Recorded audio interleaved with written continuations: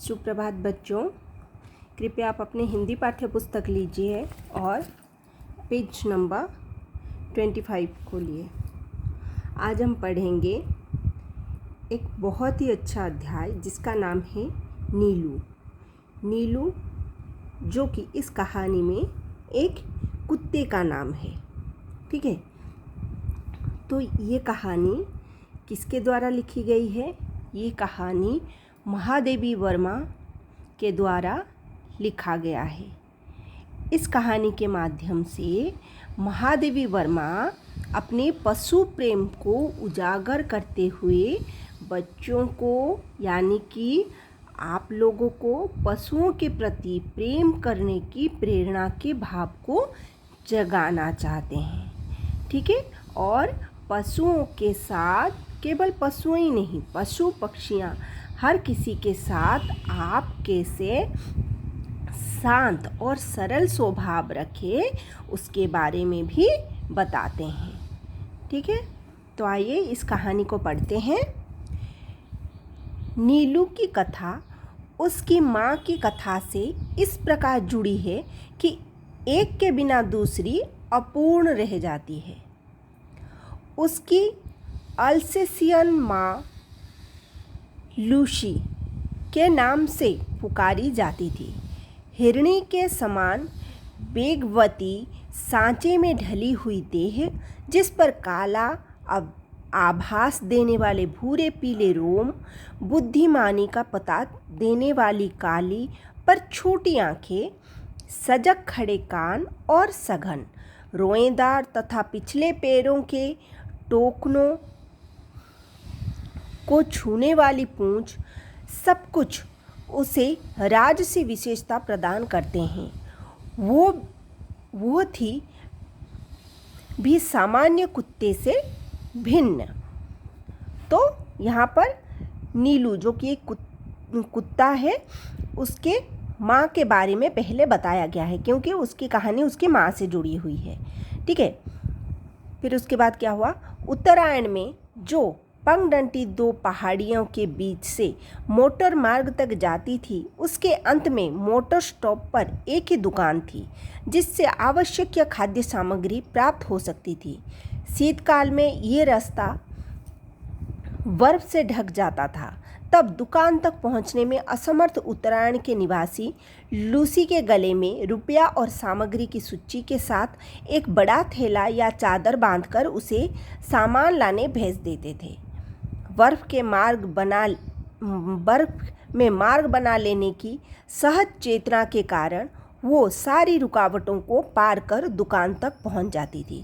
तो जो उत्तरायण में जो पगडंडी दो पहाड़ियाँ हैं, उसके बीच में एक मोटर मार्ग जाता है, मतलब उस रास्ते में मोटर कार आदि यातायात करते हैं।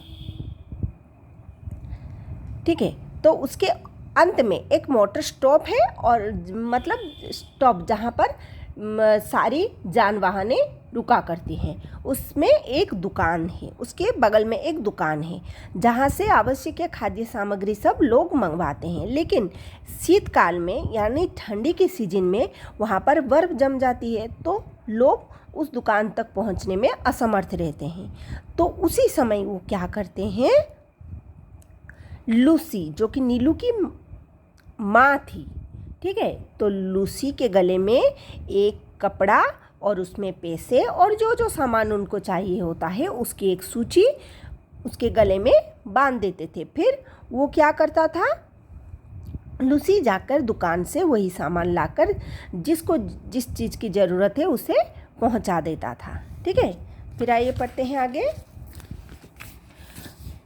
दुकानदार उसके गले से कपड़ा खोलकर रुपए, सूची आदि लेने के उपरांत सामान की गठरी उसके गले या पीठ से बांध देता और लूसी सारे बोझ के साथ बर्फीली मार्ग पार करती हुई सकुशल लौट आती।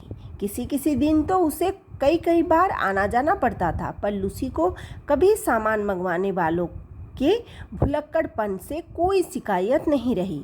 गले में कपड़ा बांधते ही वो तीर की तरह दुकान की दिशा में चल देती। एक दिन अधिक ऊंचाई पर बसे किसी पर्वतीय गांव से भटकता हुआ एक भूटिया कुत्ता दुकान पर आ गया और लूसी से उसकी मैत्री हो गई। मतलब लूसी को जो भी सामान लाने के लिए कहता है वो कभी किसी से शिकायत नहीं करती, वो ला देती थी। लेकिन एक दिन क्या हुआ, वहाँ पर एक पर्वतीय गांव है जिसमें से एक भूतिया कुत्ता उस दुकान पर आता है और लूसी से उसकी दोस्ती हो जाती है।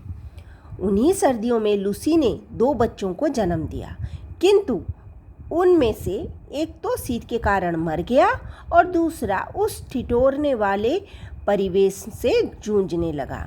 तो उन्हीं सर्दियों के मौसम ने लूसी ने 2 बच्चों को जन्म दिया, लेकिन उसमें से एक जो छोटा कुत्ता था वो मर गया और दूसरा जिंदा रहा, लेकिन बहुत ठंड से वो ठिठुर रहा था, मतलब कांप रहा था।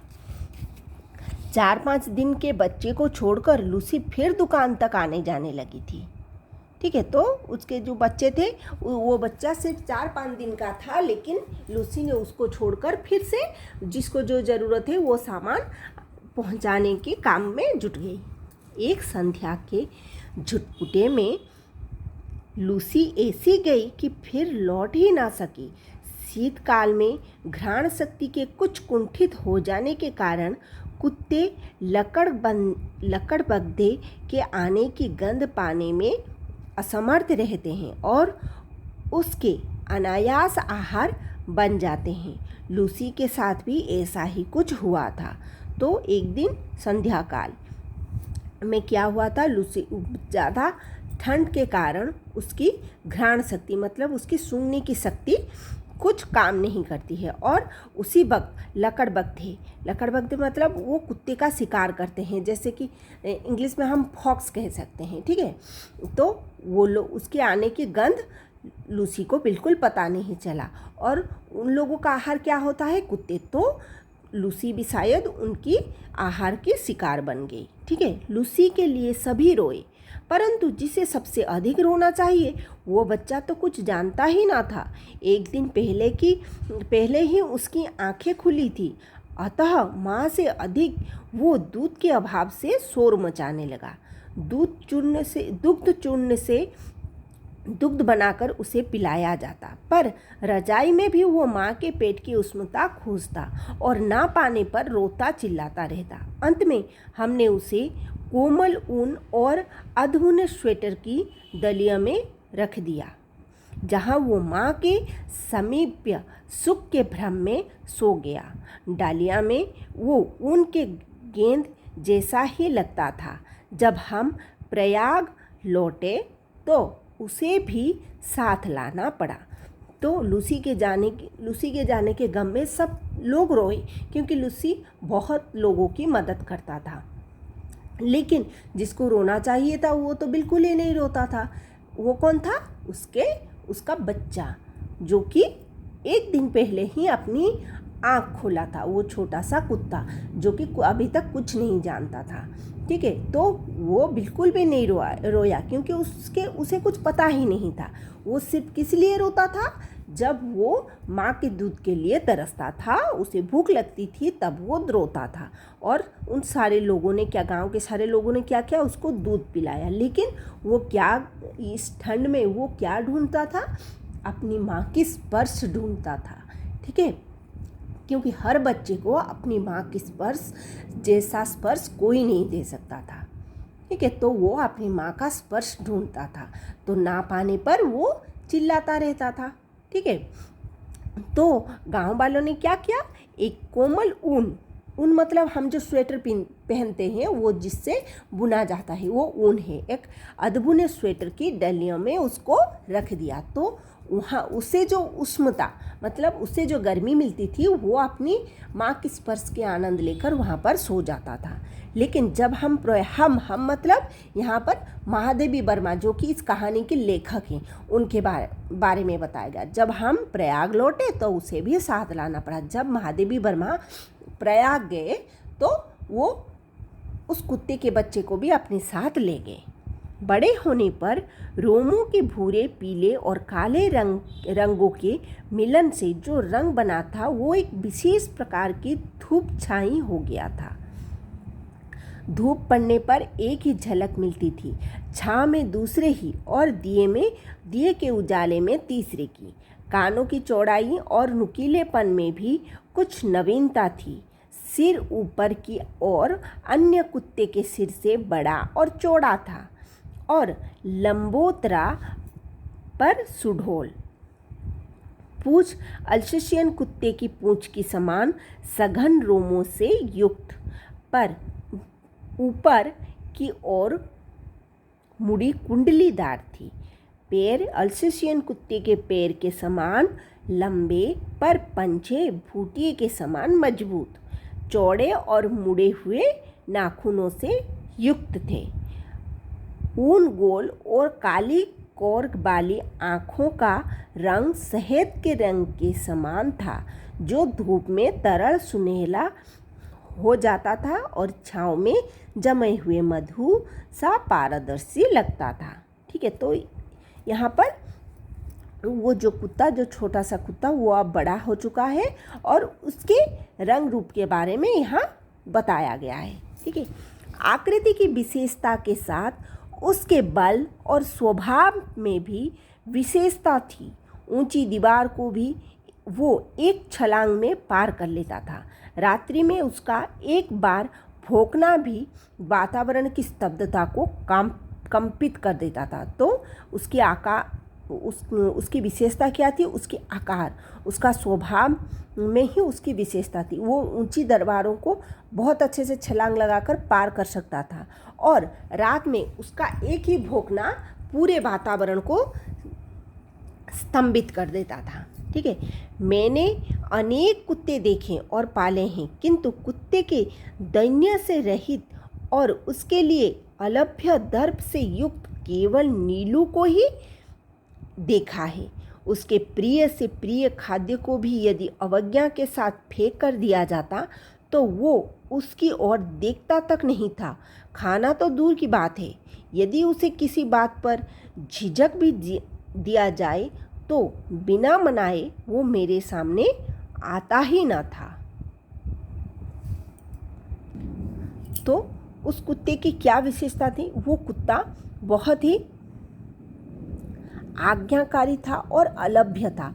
उसका नाम नीलू था। ठीक है, उसे बहुत प्यार से अगर आप खाना दोगे तो वो खा देगा, लेकिन अगर उसकी मनपसंद की चीज़ हो लेकिन कोई उसे फेंक कर वहाँ पर चला जाए तो वो खाना तो दूर की बात है, वो उसकी तरफ देखता ही नहीं। ठीक है, तो इसी तरह ये कुत्ता बहुत ही आज्ञाकारी था और अन्य कुत्तों से बहुत ही अलग था। ठीक है, विगत 12 वर्षों से उसका बैठने का स्थान मेरे घर का बाहरी बरामदा ही रहा, जिसकी ऊपरी सीढ़ी पर पोर्टिको के सामने बैठकर वो प्रत्येक आने जाने वालों का निरीक्षण करता रहता था। मुझसे मिलने वालों में वो प्राय सबको पहचानता था। किसी विशेष परिचित को आया हुआ देखकर वो धीरे धीरे भीतर आकर मेरे कमरे के दरवाजे पर खड़ा हो जाता था।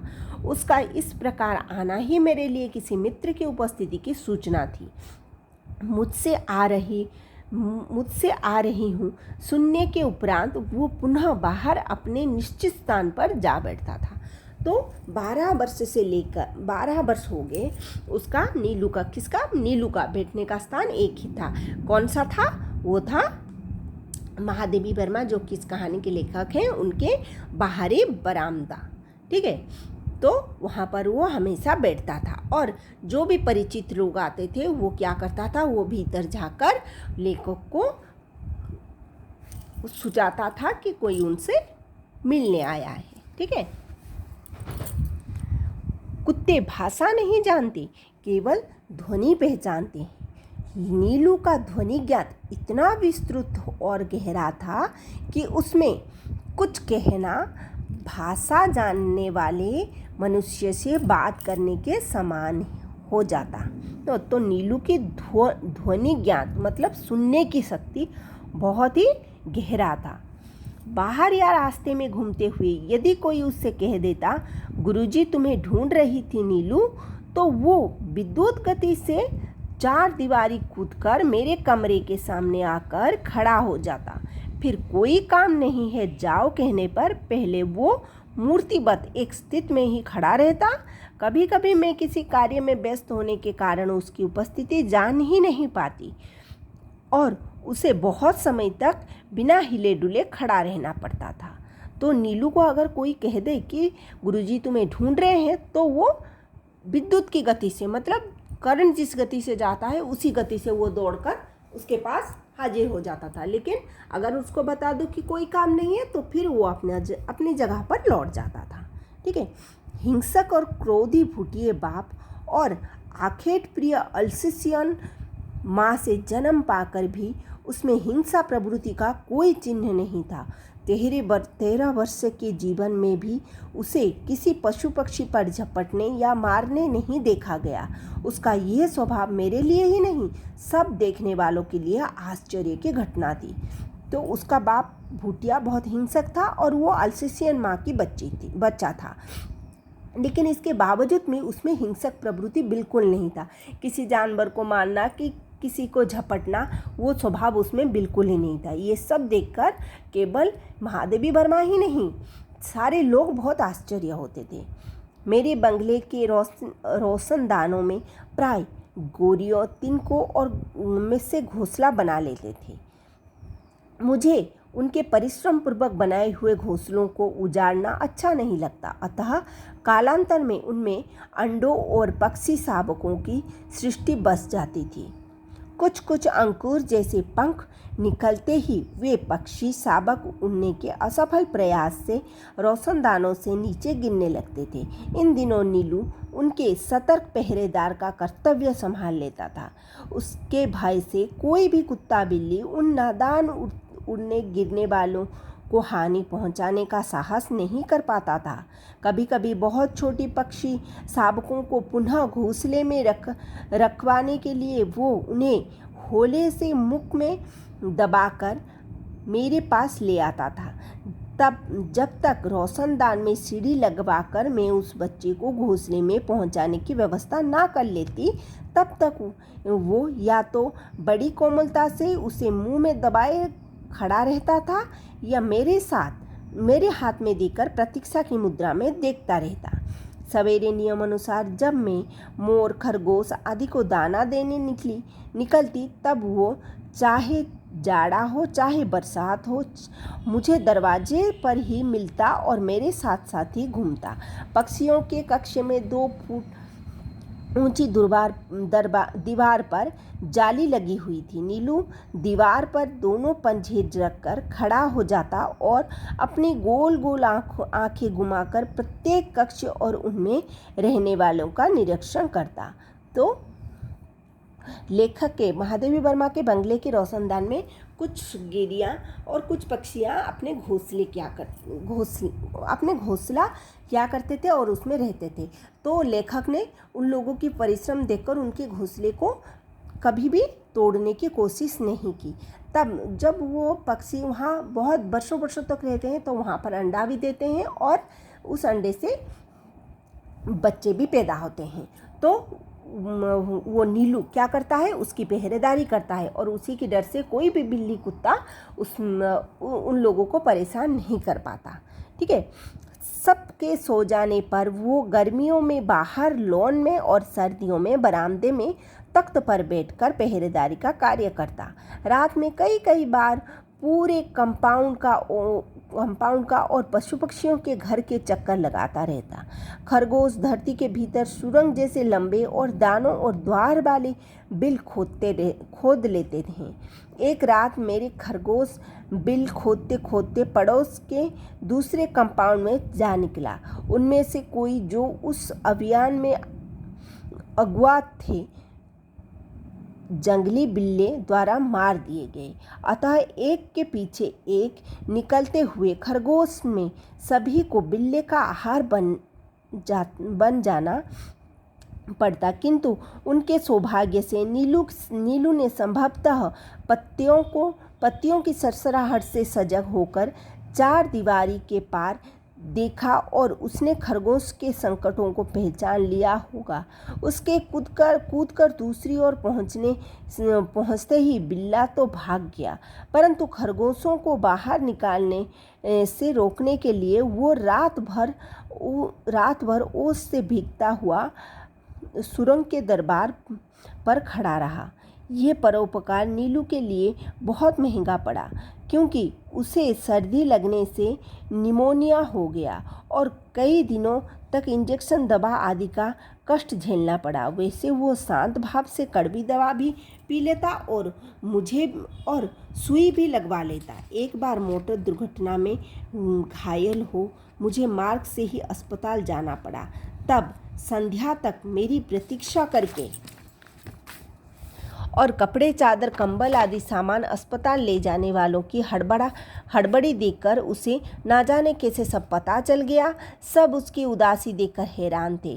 तब 3 दिन तक उसने ना कुछ खाया ना पिया। तब डॉक्टर से अनुमति लेकर उसे अस्पताल लाया गया। मुझे अच्छी तरह चारों ओर घूमकर देखने के बाद वो मेरे सामने ही फर्श पर बैठ गया। तब से हर दूसरे दिन अस्पताल ना ले जाने पर वो अनशन आरंभ कर देता। इसीलिए अस्पताल में भी वो नियमित रूप से मिलने आने वाले में गिना जाने लगा तथा डॉक्टर नर्स तभी से परिचित हो गए। नीलू को 14 वर्ष का जीवन मिला था और जन्म से मृत्यु के क्षण तक वो मेरे पास ही रहा। मेरे पास अनेक जीव जंतु हैं, परंतु जिसके बुरा मान जाने की मुझे चिंता हो ऐसा अब कोई नहीं था।